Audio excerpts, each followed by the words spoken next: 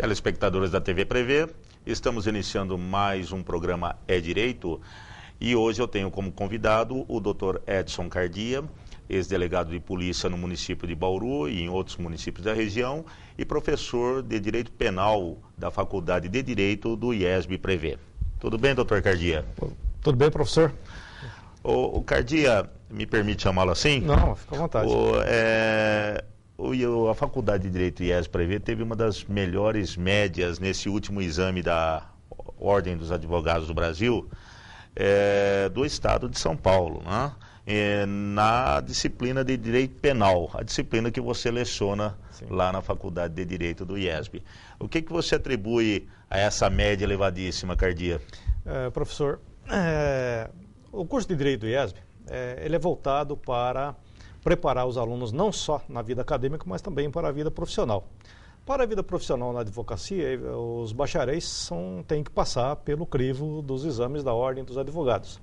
Então, nós estabelecemos e temos nos empenhado em todas as disciplinas, todos os professores do IESB, né, no sentido de atualizar, né, os conhecimentos também, né, em relação àquilo que é cobrado no exame da Ordem dos Advogados do Brasil, né.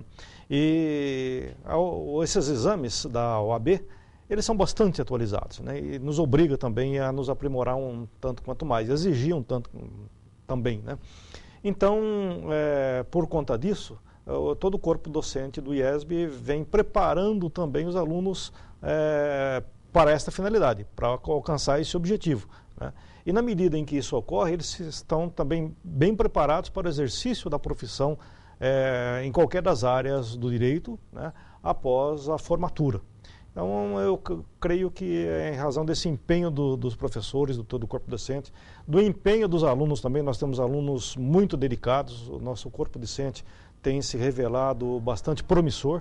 Eu acho que a soma de todos esses fatores é que tem contribuído para que o IESB tenha tido, nos últimos exames da Ordem dos Advogados do Brasil, esse resultado bastante elogioso. Inclusive, pelo que eu pude apurar lá, Cardia, parece que 8, pelo menos até o momento, 8 alunos passaram nesse último exame da Ordem sem ter feito qualquer curso preparatório, somente com os conhecimentos que vocês ministraram lá no IESB Prevê, certo? É significativo, né, Cardia? É significativo porque esses que foram aprovados são aqueles que efetivamente se inscreveram, né, e vieram. Então, nós estamos verificando um quadro bastante significativo. Qual é? Os alunos do IESB Prevê, mesmo antes de concluir o curso, como já aconteceu no exame anterior, né, têm se inscrito e têm passado, né? Então, isso significa que a gente está no caminho certo. A gente tem agora só que incentivar e nos manter atualizados em relação ao programa, isso nós temos feito, né? E verificar, acompanhar esse sucesso dos alunos, que efetivamente também é o sucesso da faculdade e é o sucesso de toda a instituição IESB Prevê, né, como um todo, né? Cardia, recentemente nós tivemos o Dr. Fernando Torinho fazendo uma palestra no Teatro Edson Celulari sobre as modificações que nós vamos ter na área penal. Qual a sua visão sobre isso, Cardia, dessa reforma que nós vamos ter no Código na área processual penal? Professor, olha, que o Código de Processo Penal precisa ser revisto, isso a gente sabe que isso deve acontecer, né? O direito dinâmico... É muito antigo o Código atual? Ele é antigo. Muitas das disposições ainda são da versão de 41, que é inspirada no Código Italiano, o Código Rocco, né? Houve muitas alterações, né? Em 2009, 2008 e 2009 também bastante alterações, mas nessa reforma, foram reformas pontuais, né? Nessa reforma mais globalizada do Código, em que pese a necessidade de mudanças, né, estruturais, inclusive, do Código, a gente verifica que há pontos que não devem passar, ou talvez não passem, né, por conta de vícios até de constitucionalidade, né. Então, como, né, foi até debatido, a questão do juiz de garantias, que é de difícil implantação num país brasileiro, né, no Brasil, que é um país continental, um país muito grande, né. Esse é um dos pontos. Aliás, a figura do juiz de garantias parece-me que se inspira no modelo até de São Paulo. Lá na capital de São Paulo nós temos os juízes do Departamento de Inquéritos Policiais, que funcionam já como juiz de garantia. Né? Então, mas isso em outras capitais também, algumas, não todas, mas em algumas capitais do Brasil, existe um judiciário voltado para essa parte de preservar, né, os direitos do indivíduo quando submetidos ao inquérito policial. Tá? Então, fazem a função do juiz de garantias. Mas, né, num país com uma dimensão que tem o nosso, isso não seria viável, não haveria como implantar, penso. Né? E há outras questões também relativas ao tribunal do júri, relativas aí ao sigilo da votação do júri. Né? São pontos em que a constitucionalidade parece um pouco violada. Então, eu creio que nesse aspecto não deveria passar, e se passar, talvez venha a ser derrubado. Né? Mas, enfim, nós já clamamos por um código mais moderno, mais atualizado, né? Mais voltado para proporcionar a segurança da população, né? Que hoje se vê naquilo que nós definimos como uma sociedade de risco, sociedade de insegurança. E o código contribui muito para amenizar essa situação. Hoje, Cardia, você, do período que você exerceu a função de delegado de polícia, como que você vê a violência hoje? Você acha que acentuou ou ela é proporcional ao crescimento demográfico? Em algumas áreas ela aumentou, houve um incremento da violência. E o que a gente verifica hoje, né, a partir do momento em que eu me aposentei, eu continuo acompanhando, porque ainda continuo nativa na Academia de Polícia Civil. Sim. Né? Então, esses movimentos, essas elevações, esses declínios dos níveis de criminalidade, a gente acompanha muito bem. Né? E o que a gente verifica é que os órgãos encarregados da segurança pública não têm podido responder à altura para a população como deveriam, justamente por falta de instrumentos. E essa instrumentação, né, de alguma forma, pode ser dada também pela reforma dos instrumentos, como, por exemplo, o Código Penal. E isso ajuda a conter a criminalidade, né? Em algumas áreas, ela até vem diminuindo. Né? Se a gente verificar, por exemplo, na área das drogas, né, a incidência, o consumo do crack tem sido muito acentuado. Isso leva a uma criminalidade secundária também bastante acentuada. Né? A criminalidade voltada contra a vida, os crimes contra a vida, homicídio principalmente, também experimentaram um leve aumento. Às vezes abaixa, às vezes aumenta, né? E então a gente tem que prestar atenção nisso, né? E tem que também, né, incentivar essas mudanças. Mas de uma forma geral, a criminalidade ela tem essa onda elevatória, porque tem uma questão, professor. A segurança pública não é uma coisa material, segurança pública é sensação. Né? Então nós poderemos ter até um aparato num sistema criminal bastante atuante, mas mesmo assim a sociedade pode não ter a sensação de segurança, né? Porque ela realmente é sensação. Né? Então, os crimes mais violentos, eles tomam mais vulto, então eles causam um impacto social maior. Na medida em que esse impacto, né, é muito forte, a sensação de insegurança cresce. Né? Uma cidade como Bauru, por exemplo. Bauru tem uma cidade até bastante segura. Né? Nós não temos uma insegurança clamorosa em Bauru, mas mesmo assim a gente percebe que a população tem essa sensação de insegurança. Né? Agora, isso diminui na medida em que os órgãos componentes do sistema criminal têm ferramentas eficientes para combater. Né? Quando isso acontece, a criminalidade realmente diminui, porque o direito penal, o direito processual penal, eles têm uma função importante, né, nesse aspecto. Qual é? A de inibir o acontecimento do crime, a função preventiva, inclusive, da pena. Né? Então, ela atua em duas frentes. A de inibir o indivíduo, né, quanto ao cometimento do crime, intimidando a que não cometa, né, e depois neutralizando o indivíduo que já cometeu o crime, né,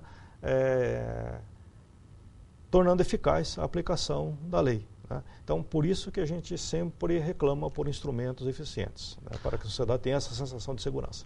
Agora, doutor Cardia, a gente observa a questão dos presídios, né, ou mesmo dos centros de detenções provisórios, todos abarrotados, né? Qual a sua opinião sobre as penas alternativas para os crimes aí considerados leves? São fundamentais. As penas alternativas, enquanto penas substitutivas, elas impedem que aquelas pessoas que cometeram infrações penais, mas que não possuem periculosidade, né, não sejam encarceradas, portanto, não adentrem ao sistema penitenciário, digamos assim, até o fechado, até mesmo ao semiaberto, né, tornando-se passíveis daquilo que nós chamamos de contaminação do sistema. Então, né, para dizer a verdade, nós temos dentro do sistema penitenciário muitas pessoas que deveriam estar fora dele. Mas, em contrapartida, nós temos aqui fora também muitas pessoas que deveriam estar lá dentro. Né? E as penas alternativas, né, em relação a essas pessoas sem periculosidade, inclusive aquelas que estão indevidamente, né, dentro do sistema, né, resolvem a questão. Né? E uma coisa que a gente deve cancelar como mito, né? Pena alternativa, né, não é uma sanção fácil de ser cumprida, né? É uma sanção dificílima, né, até penosa, né, para quem é submetido a elas. Né?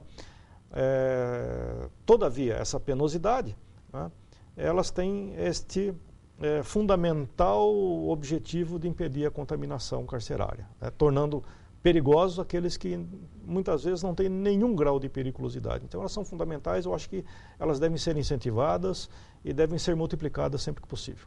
E o sistema também, né, doutor Cardino, ajuda muito, porque recentemente nós tivemos aí um mutirão para liberar aqueles presos que já haviam cumprido sua pena, né? E que ainda continuavam encarcerados, né? Certo? Isso acontece muito, né? Acontece algumas vezes, sim, né?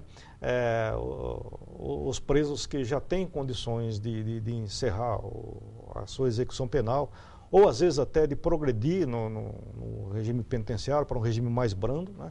Isso é atrasado por conta da falta de instrumentos, né, humanos principalmente, dos órgãos encarregados desta progressão ou da execução da pena. Né? Então, esses mutirões que aconteceram, eles ensejaram exatamente isso. Corrigiram uma injustiça. Né? Aqueles que já tinham condições, e já tinham, inclusive, alguns já tinham, inclusive, pago o seu débito, né?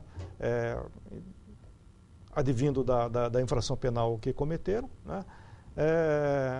E que puderam, dessa forma, serem restituídos na liberdade, que eles já tinham direito e já faziam jus há algum tempo. E com relação a essa questão que nós colocamos das penas alternativas, acontece ainda, né, de uma pessoa que cometeu um furto simples ainda ser encarcerado, né? Certo? Isso, encarcerado, recebeu uma pena até de uma certa forma elevada. Isso acontece ainda, Cardi? Ou hoje os juízes já estão mais comedidos nesse sentido? Eu penso que alguns excessos do passado já foram até extirpados. Né? Os juízes hoje eles são partidários e têm adotado, né, as penas alternativas como, né, um instrumento ideal para a resposta da sociedade, que se faz através deles, né, ao delito que foi cometido. Então, nós não temos visto, assim, nos delitos mais leves, esse tipo de discordância até com a lei em se aplicar penas privativas de liberdade ao invés de penas alternativas, né, de penas substitutivas. Nós não temos visto muito isso, não.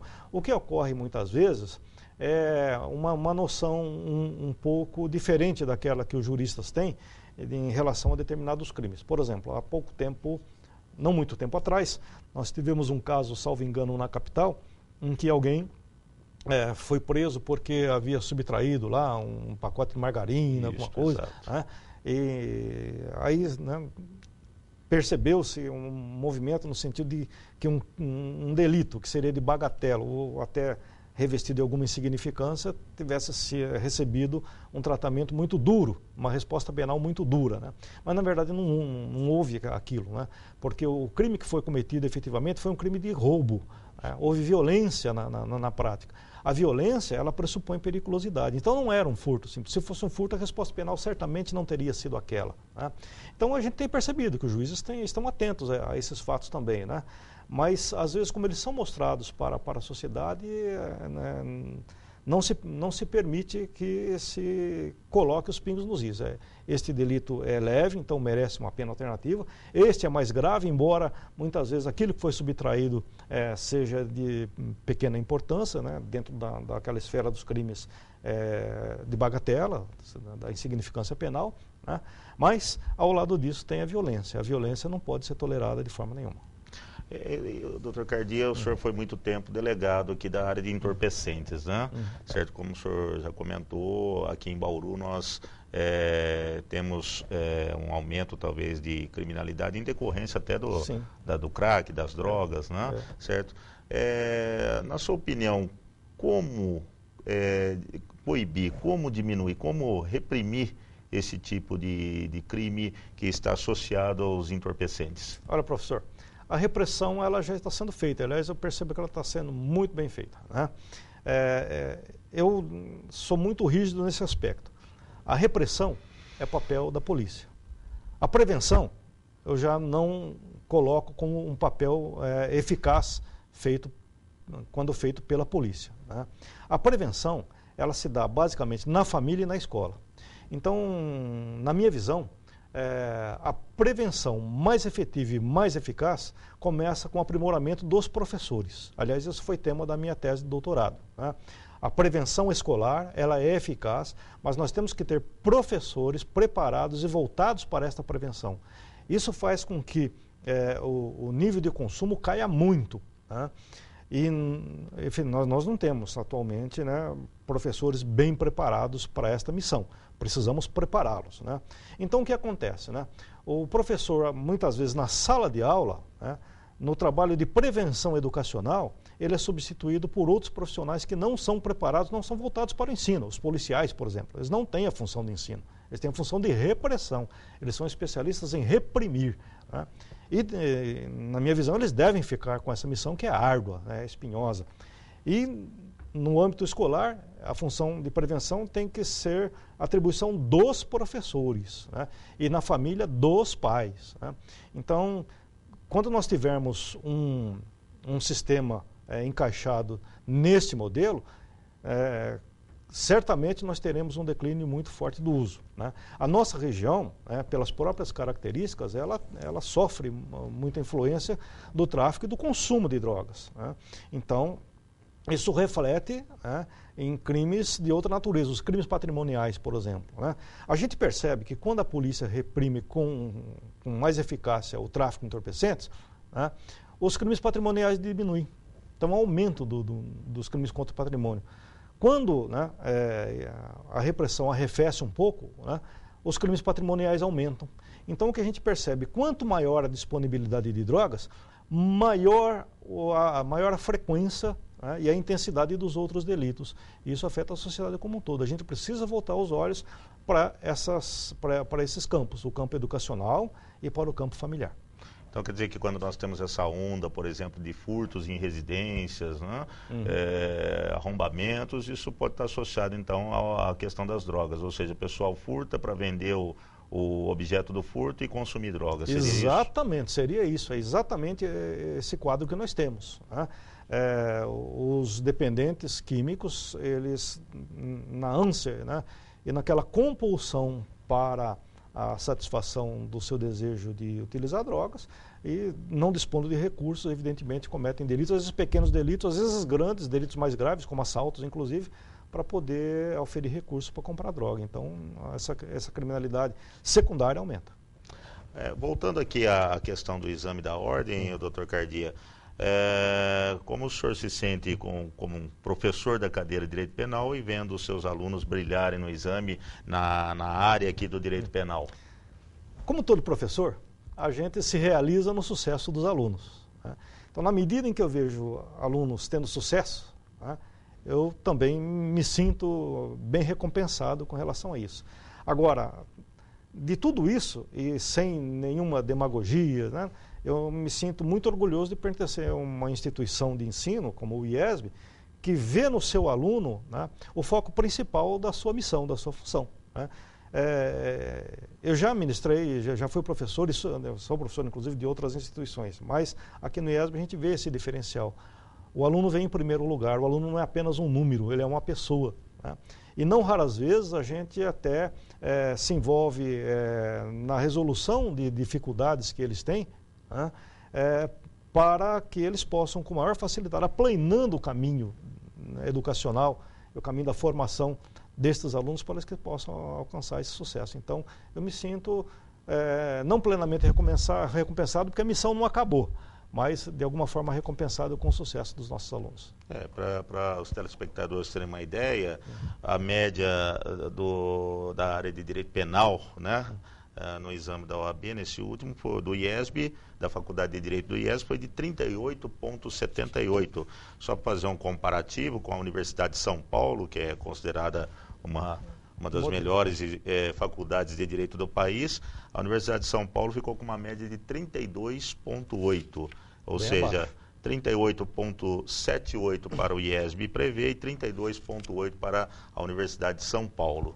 Além disso, outras áreas também foram bem... Direito civil, né? Direito do trabalho. Exato. Direito civil, direito do trabalho, direito tributário, outras áreas também obtiveram médias muito, né, elevadas, né? Inclusive direito ambiental aqui, o Dr. Cardia, o senhor também ministra alguma coisa na área penal, né? Exato. No programa de direito penal nós incluímos, né, e eu acho isso até novidade, direito penal econômico, né, que é a tônica agora, né, e o direito penal ambiental. Então a gente também aborda o direito ambiental dentro da disciplina de direito penal, né?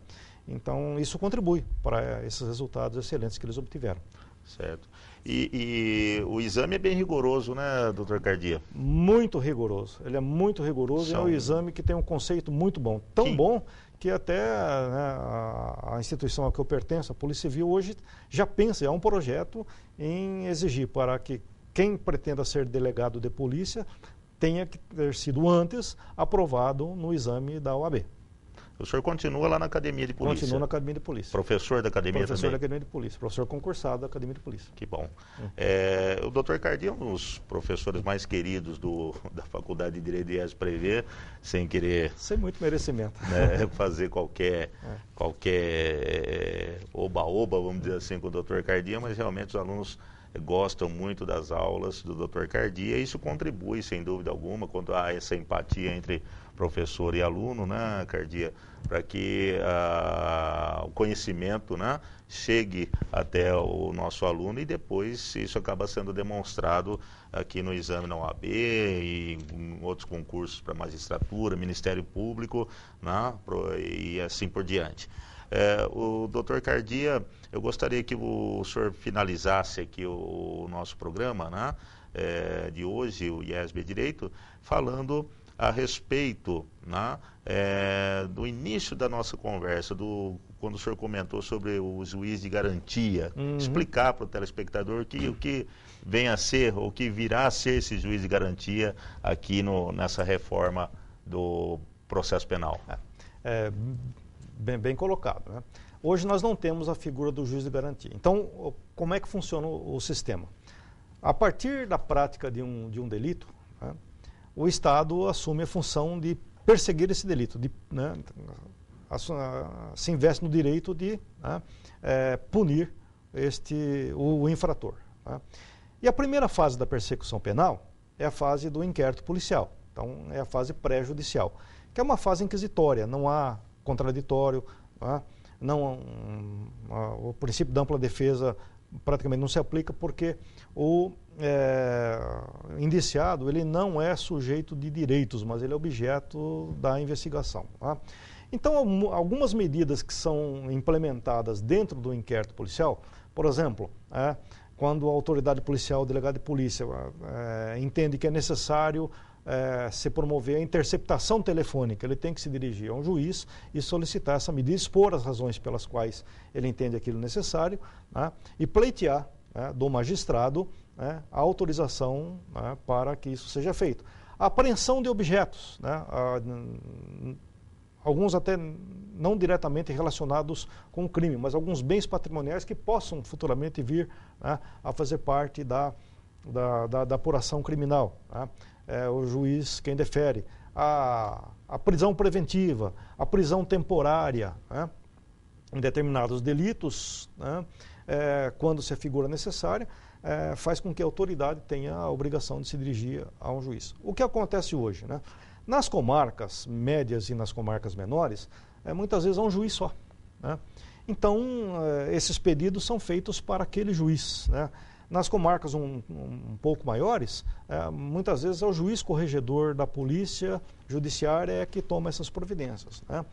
Quando não é o juiz corregedor, nas comarcas menores, evidentemente que quando o magistrado admite ou concede determinadas medidas desse tipo, das que foram elencadas, se houver mais de um juiz, evidentemente ele vai se tornar prevento. Então, ele é que vai tomar conhecimento primeiro daquela causa e vai ter que prosseguir naquela causa até final. Né?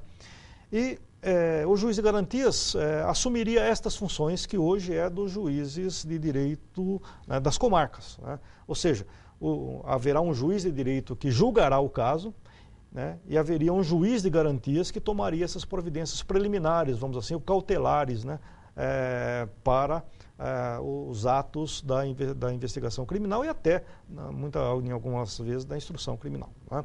Então, o que eu disse na dificuldade é exatamente isso. Como é que nós poderemos contar numa comarca que às vezes tem um só juiz, né, com um juiz de garantias? Né?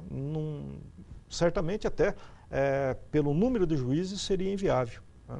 E o mesmo juiz, né, assumindo também as funções de juiz de garantia, se compatibilizaria com o espírito do novo Código de Processo Penal. Então esse é o papel do juiz de garantias, assegurar os direitos individuais na persecução criminal. Só completando, Cardia, também as garantias do indivíduo que está sendo acusado. Seria isso também? A proteção de testemunhas? Exatamente para isso, né? Para os investigados e também, né, para eventuais testemunhas que Sim. possam estar em risco diante até daquela apuração, daquela persecução também. Né? Tá ótimo. Eu gostaria então de imensamente agradecer a vinda aqui do Dr. Edson Cardia, professor da cadeira de Direito Penal da Faculdade de Direito do IESB-PREVê, ex-delegado de polícia e professor da Academia de Polícia Civil, né? Além também de ser biólogo, né? Biólogo. Formado em ciências biológicas, né? Um professor bastante querido, bastante competente e bastante conhecido em toda a região central aqui do estado. Pela sua vinda aqui, viu, Cardia? Espero contar em outras oportunidades com você. Professor, é sempre um prazer estar aqui. É um dever, uma obrigação que a gente cumpre, até nesse papel de complemento daquilo que a gente ensina em sala de aula. Né? Aqui também a gente está à disposição não só da população, como dos próprios alunos que assistem o programa, né? E se enriquecem um tanto mais com aquilo que é tratado aqui, que é também fundamental. Sem dúvida. Muito obrigado. Nós é que agradecemos, Cardia. O IESB Direito é um programa da TV Prevê voltado para a comunidade, para justamente levar a linguagem do direito, a linguagem jurídica, vamos dizer assim, com mais acessibilidade para a nossa população. Mais uma vez, obrigado, Cardia, e aos nossos telespectadores, certo? Acompanhem a programação da TV Prevê. TV Prevê, a nossa parceria é com você.